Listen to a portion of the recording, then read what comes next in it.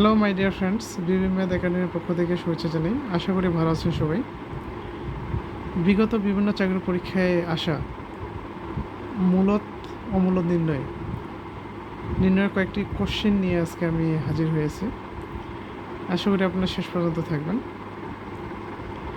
প্রথম যে কোশ্চেনটা সেটা দেখি।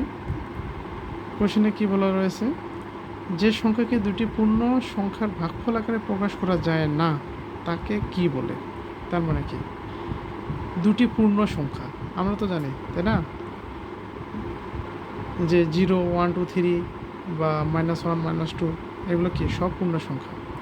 আমরা যদি পি এবং কিউ দুটি পূর্ণ সংখ্যা ধরি, ধরলাম কি পি একটা পূর্ণ সংখ্যা, পি এর মান কী হতে পারে? এখানে 1, 2, 3, 4 বা 0 হতে পারে, -1, -2।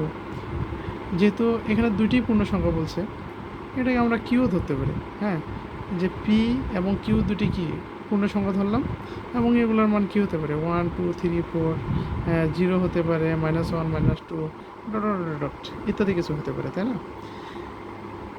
বলছে কি দুটি পূর্ণ সংখ্যার ভাগফল আকারে প্রকাশ করা যায় না। আচ্ছা, আমরা কি জানি যে যদি দুটি পূর্ণ সংখ্যার ভাগফল আকারে প্রকাশ করা যায়, পি বাই কিউ আকারে প্রকাশ করা যায়, যেটা হচ্ছে কি কিউ নট ইকুয়াল টু 0।